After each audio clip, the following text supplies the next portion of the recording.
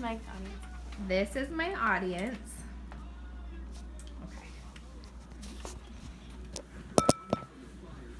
When I moved into my house, I was excited to do some DIY projects.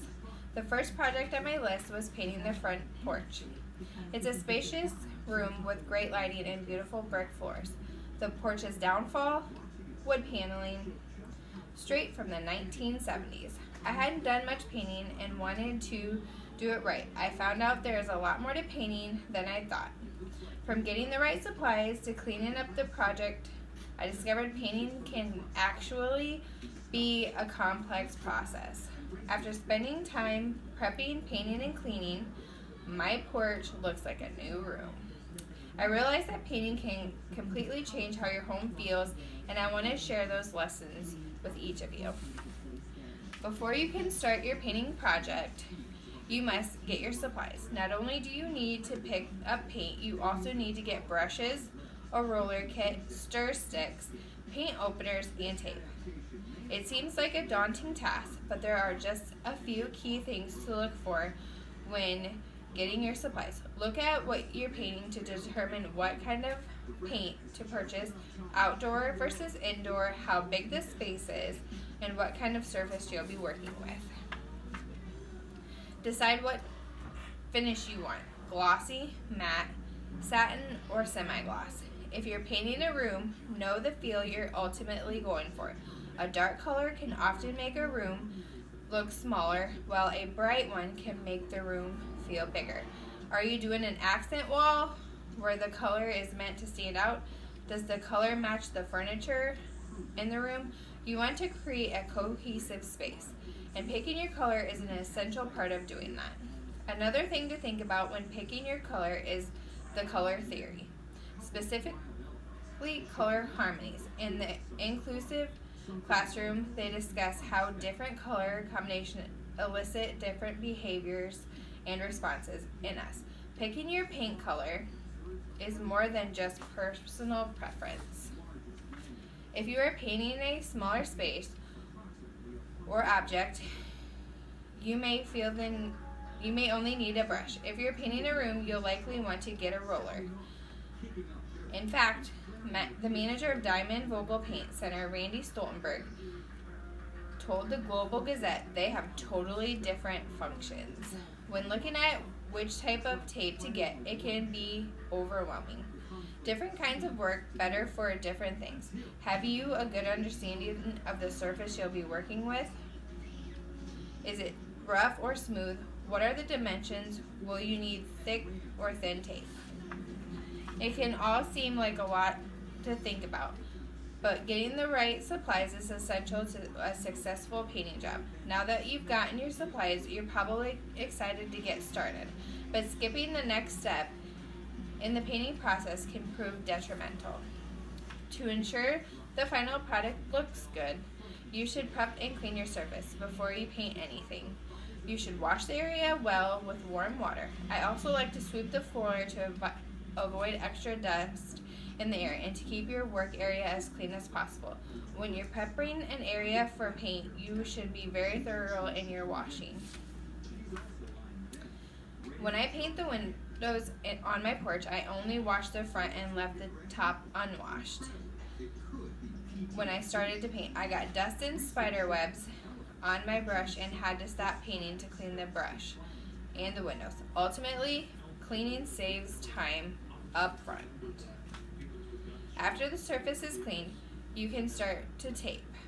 Matt G., a professional painter and freelance writer for Den Garden, says getting the right tape not only affects how crisp your lines are, but also if your paint bleeds through. He also shares that the tape you use on your walls may not be the right tape for your concrete floors.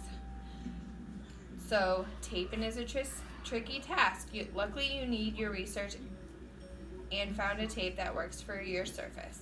You need to be very particular about how you tape, or it won't properly protect what's underneath. I like to line the tape up to what I'm painting and press down firmly where they meet. Doing this helps to prevent any leakage. You've finished cleaning and prepping the surface. It's finally time to paint. When painting, good knowledge of technique is essential. For different areas of the room, you'll want to use a roller. For bigger spaces, a roller is best.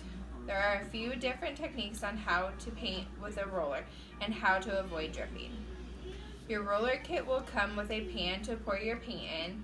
Once you've poured your paint, run your roller through the bottom well, then roll it over the slanted edge until your roller isn't dripping. Roll as close to the edges as you can and fill the spaces with your brush. For more detailed spaces, you should grab your brush and get to work. Using a brush is best if it is a smaller or more intricate area. There are many different brush sizes. It should be easy to find that one that works for you.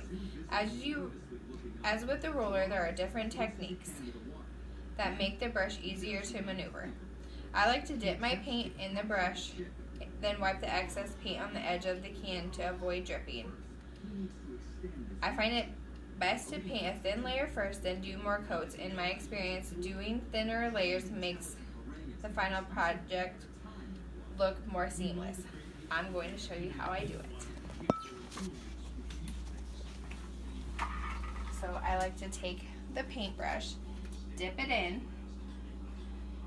then to get the excess paint off, I like to take it towards the edges to get as much off as I can so that there's no dripping, because you definitely don't want to get that on your floor. After all the hard work you put in, you're excited to finish the project. Don't get ahead of yourself though. Our next step is just as important as picking the right supplies and prepping your surface. We're talking cleanup. Now you finally get to peel your tape, but not before you've done your touch-ups. Carefully do touch-ups, then peel the tape. As a professional painter and writer, Matt G says using good tape is essential to avoid unnecessary cleanup. Throughout the process, you may have gotten paint where it doesn't go. Touch up those mistakes with the correct paint. Let dry and finally peel your tape. If you peel your tape before touching, you could create an even bigger mess. Doing touch-ups makes a huge difference and will make the work appear professional. You finally finished your painting project. The final step is to enjoy your hard work. When I decided to paint my porch, I had little to no knowledge on how to do it properly. Painting is about more than simply picking a color you like. To get professional grade work, you need to be mindful of what supplies you get, how you clean and prep your surface, and how you clean up your project. Painting completely changes the feel of a room and can do so much more for your home. I'm glad to have a more modern space instead of the 1970s porch I walked into. Very good.